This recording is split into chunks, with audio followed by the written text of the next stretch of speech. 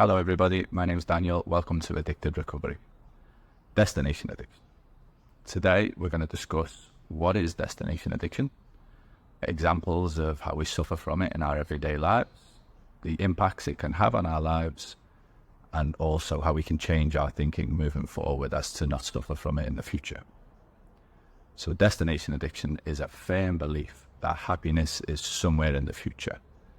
I'll be happy when I hit this milestone. I'll be happy when I earn this amount of money. I'll be happy when I hit this weight goal in the gym. Like, I know when I was gambling, my mindset was always on that end goal, was always on that big win. Once I get that life-changing money, everyone will forgive me because I'll be so generous. I'll have all this money, I'll have all this cash to buy everybody's forgiveness. That was always my mindset while I was gambling. Once that big win arrives, once that life-changing money arrives. And sometimes it would arrive. And through some divine intervention, I was actually able to walk away. I was able to cash in my chips. I was able to withdraw the balance. And then I'd be on top of the world. That dream that I'd been chasing had become a reality. For a day or two, I'd just be flying high. And then inevitably, being in complete denial about my addiction, the itch would come back. I'd need to scratch that itch. I'd need to go and bet on the 6 furlong sprint to Kempton. I'd need to get the rush of that wheel spinning or the flip of a card. But I'd made all this money. Why would I want to risk losing it again? I'd hit that dream amount. My addicted brain didn't care that I'd won all the money. My addicted brain just wanted me to get back out there and get back the rush of that anticipation of waiting for the outcome of the bet. Therefore, I'd come up with all these reasons as to why to go back to it. And I know what 20,000 feels like. What does 50,000 feel like?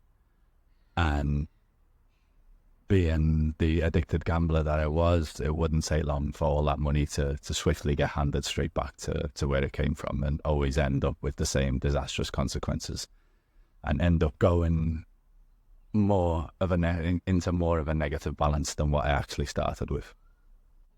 Most gambling hangovers would then last a week, 2, maybe a month if I was lucky, where I'm on the swift mindset of I'm never going to gamble again. I hate this pain, I hate this suffering, I'm not putting myself through this anymore.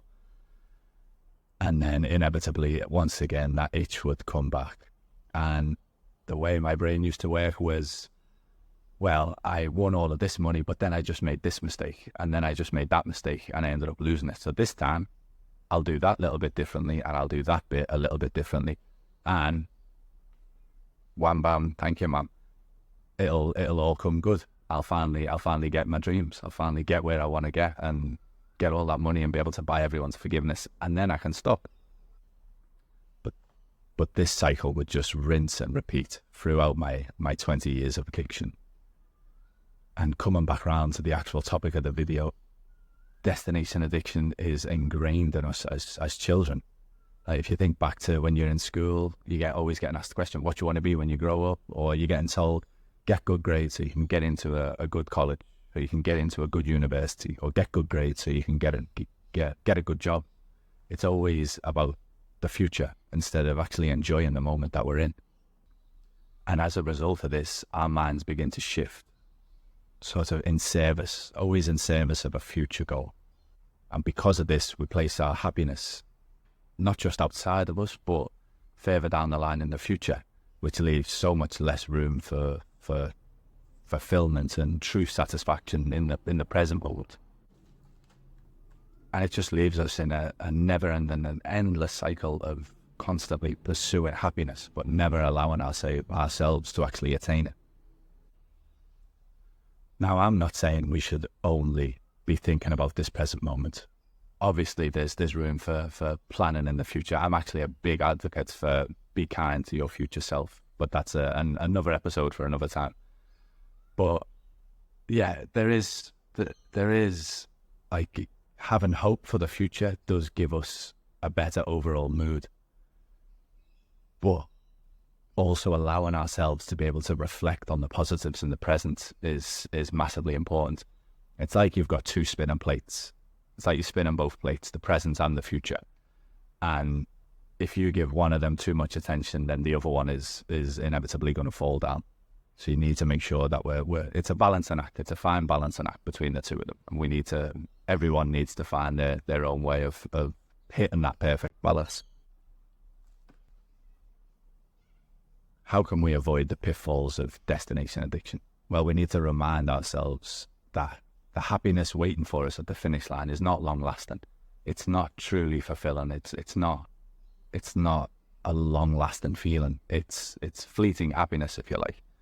We need to focus on the present and find the happiness, find the joy in those small wins on a day-to-day basis. Accumulating those wins on a day-to-day basis. Accumulating and celebrating those wins on a day-to-day basis. I'm going to give you one more example of how I'm dealing with this in my own life before I let you go. Now, I've mentioned previously that it took me 2 months to finally press this record button. There's just a fear of putting myself out there and declaring my struggles to the world. Mostly it was the fear of what will they think of me, that negative voice in my head, that fear of judgment. But just all the pain and the suffering I experienced for all those years and how completely different my life has been for these last 3 years. Just, I need to share that everything I've learned. I need to share my knowledge, my experiences, in the hope that I can give somebody else what I've got, what I've now got. I can help somebody else take back control of their life. Now, where destination addiction has tried to creep in, I've let myself dream a little bit over these last few weeks that I've been doing this, and I've wondered, imagine in a few years' time, if this really takes off, if I really start to help people and this channel becomes something I can actually, I'll be on podcasts, I'll be spreading my message far and wide. How good will that be? And I've had to rein myself in. I've had to realize if I only focus on that end goal, if I only focus on, I hope this channel gets so big that I can help so many people. If I put a video out there this week, next week, the week after, and it doesn't hit, it doesn't get the views that I'd hoped for, it doesn't get the views that I'd previously got on other videos, it's going to be easy for me to be demotivated and be shot down and feeling low and give in to that. Oh, my message isn't getting out there. Just stop wasting your time. It'd be easy for me to pack this all in.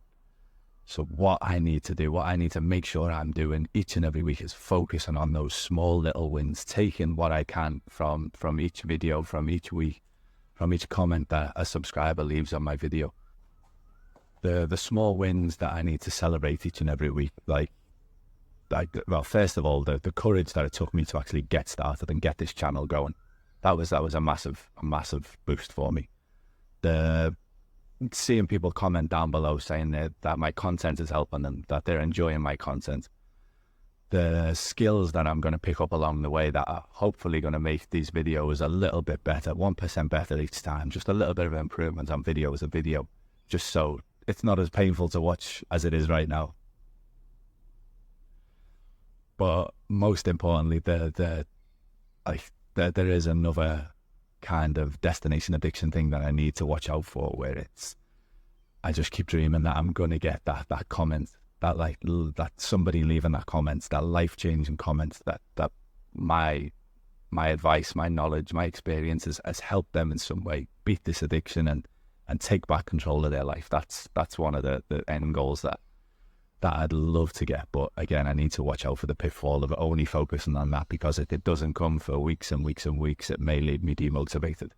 And as I've said 1,000 times now, we need to watch out for those pitfalls. We need to find those small wins to keep us motivated day to day.